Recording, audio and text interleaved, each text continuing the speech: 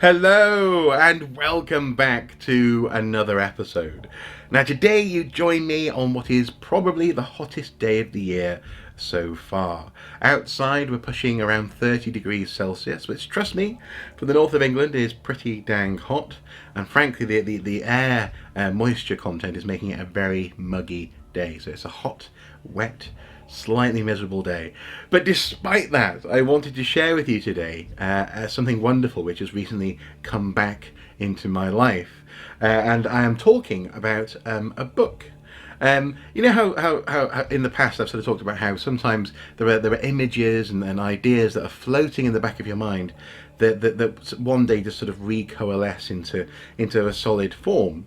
I mean, previously I think I talked about this with my Flight of the Navigator video, where I'd always, I used to watch that film constantly as a small kid. I'd always had the images there, and then one day I just re-remembered, as it were, the Flight of the Navigator, and I got hold of the DVD and watched it and loved it, and I was like, oh my god, how did I forget about that?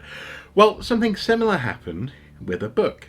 A couple of weeks ago, I was watching The Vikings TV series, and I'm up to season 4, part 1. So basically, the first half of season 4. I've watched everything that's been released on DVD so far, is what I'm getting at. And as I was watching, all of this, I watched through from 1 to 4, 4A, I guess.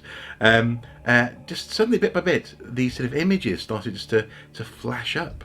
And I was starting just to have these moments of remembering these paintings. I was like, what the heck is going on? I mean, these images would just keep on just coming back to me. And it wasn't until almost when I finished watching the entirety of the TV series run that I remembered a name, and that was Eric the Viking. And so I googled it and I came up with this book. It's a book by Terry Jones, one of the Pythons, and it is a book that my dad used to read to me as a child. And once I'd made this connection, once it had recoalesced in my consciousness, I simply had to get hold of a copy. So I got hold of the hardback, and it's just been like being reunited with an old friend. It's just amazing. It's so amazing that how the human brain works sometimes. And for some reason, this book had drifted away from me, but now it's firmly back in my grasp.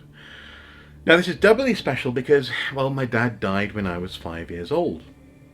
And so anything really that's connected with him is very special, and in particular these stories, I've started rereading them, and a little bit like Lord of the Rings, I've talked about this in a previous video. It's something else that he used to read to me all the time. The stories are familiar to me. I can't remember him reading them, I can't remember a voice or anything like that, but the stories are familiar, and there's nothing more warm and wonderful and exciting than having that experience. And so I just wanted to share, I suppose, a little bit of that with you, not least because actually, frankly, this book is really cool. If nothing else already, you've seen how cool some of the artwork is, and how evocative it is. And so I suppose let's read a chapter, shall we? Do you want to hear one of the stories from Eric the Viking? So we're going to go with chapter 2, because chapter 1 is just sort of setting up the I suppose the crew and the ship, and chapter 2 is really quite cool. So here we go. The next day they set to work to repair the Golden Dragon, the ship. But Eric took 3 of his best hunters and said, "We shall kill some wild boar, and tonight we shall feast." Eric and Ragnar Forkbeard and Sven the Strong and Thorkild set off into the wild forest. They had not gone more than a mile before they came to a cave. At the entrance of the cave was a creature, half bird, half wolf. "Eric," said the creature, and its voice sounded like 1,000 voices speaking together. "My mistress is waiting for you, you." And it pointed into the gloomy cave. "Who is your mistress?" asked Eric. "She who will tell you what you want to know." No, replied the creature. But Ragnar Forkbeard gripped Eric by the arm. "Do not go into that dark cave, for I fear you will never come out again." "I must," said Eric. But Sven the Strong gripped Eric by the other arm. "If you are killed, we are all lost," he said. "I must find out what I want to know," said Eric. And then Thorkild stood up in front of him and said, "Perhaps she is the enchantress of the fjord, who never lets any man return." "If she can tell me what I want to know," replied Eric, "I must meet her." Then he strode into the cave, and the other three would have followed him, but the strange creature, half bird, half wolf, barred their way with its great talons, and bared its wolf teeth. Whereupon Ragnar Forkbeard, Thorkild, and Sven the Strong drew their swords and advanced towards it as one. Meanwhile, Eric walked boldly through the cave, and the light from the entrance got dimmer and dimmer until there was no light at all, and Eric was feeling his way along the rocky walls of the cave. Suddenly he stopped dead in his tracks. Above his head he could hear a sound, something like breathing. He looked up but could see nothing. "Who's there?" he cried. "Go deeper into the cave," said a voice. It sounded like his mother, although she was many, many miles away in another land. Eric put his hand on his sword and went deeper into the cave. Suddenly he stopped, for he could hear another sound above him. It sounded like a heart beating. "Who's there?" he cried. "You must go deeper into the cave," said a voice, and it sounded like his father, although he had been dead for many years. But Eric pulled his helmet more firmly onto his head and went deeper into the cave. And as he got deeper, the cave grew warmer, and he saw a red glow ahead of him. And as he got nearer and nearer, he let go of his sword and took off his helmet, and he found himself in a small room. It was warm and soft on the floor, and food had been laid out in front of him, along with a straw bed. Eric was overcome by a desire to lie down and go to sleep. But something inside him told him to beware.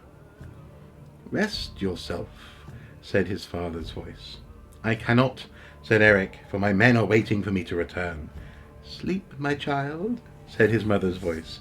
"I should like to," said Eric, and he lay down on the straw bed. But still something inside him told him to beware. "I seek she who will tell me what I want to know," he said, and his eyes were half closing with sleep. "This is all you need to know," said a soft voice in his ear, and he turned and saw a young girl beside him, whose skin was green as jade. She held up a golden charm on a golden chain and said, "Here, wear this around your neck, and you will know everything you need to know." And she lifted it up, and Eric looked at her eyes, and still something inside him told him to beware. But he found himself bending his head, and the beautiful green girl placed the chain over his head, and a voice inside him said, "Stop, before it's too late!" But the chain was already around his neck and resting on his shoulders. The green girl gave out a cruel laugh, and Eric's mind was suddenly clear, like water in a stream.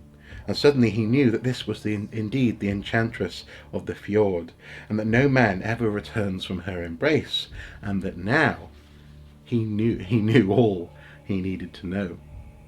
But the chain was around his neck, and he realized that although his mind was clear, he could not move a single muscle.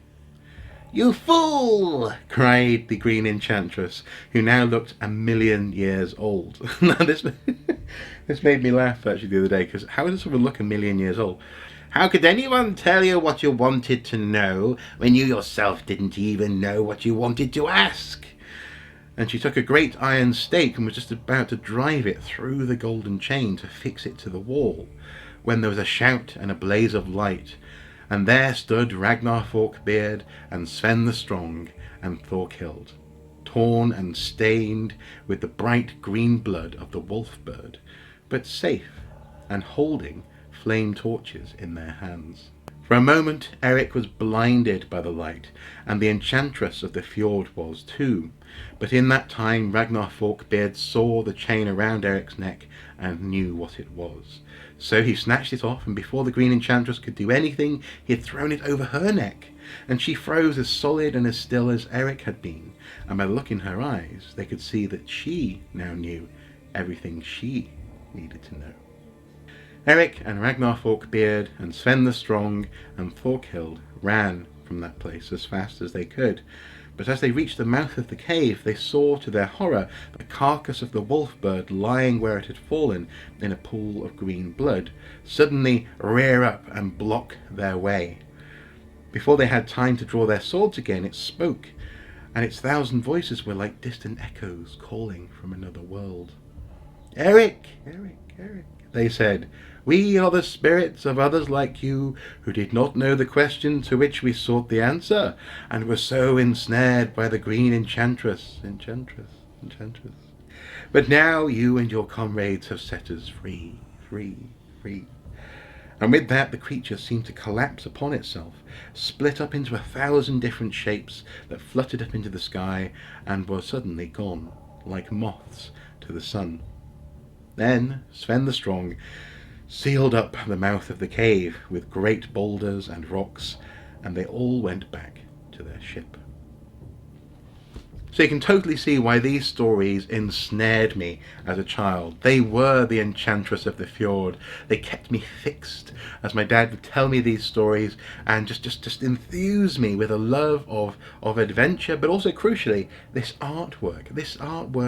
There are certain images, like for example the moment where I think Eric is staring at like a wolf monster that just fixed with me. There's a ghost girl in the night framed by a doorway that just was enchanting to me, and of course the imagery of the ship, the Golden Dragon, in its various forms, sometimes sailing at the ocean, sometimes being used, sails being used as like a canvas or a tent while the guys were sleeping, were just so evocative and have always been somewhere in the back of my mind. And wow, I get yet another amazing discovery which has just come from just reflecting on my childhood. I'm so pleased to have remembered this book, and hopefully if you guys are at all inspired by this, you'll give it a go as well. It's not too expensive online. I actually got my copy for less than £4 hardback. That was a very good deal. I think it was the cheapest I could find, but nonetheless, it's well worth a read, especially if you're into sharing these sorts of adventures with with your kids, or your nephew and niece, or frankly in my case my wife. My lovely wife is loving these stories, so I just couldn't be more happy. I'm so pleased to have rediscovered Eric the Viking, and I simply had to share that with you today. What a wonderful, I suppose, what a wonderful legacy that my dad left me. Without even planning to, I'm making these little discoveries bit by bit, and it's magnificent. Anyway, guys, as ever, until next time, do take care. Bye bye.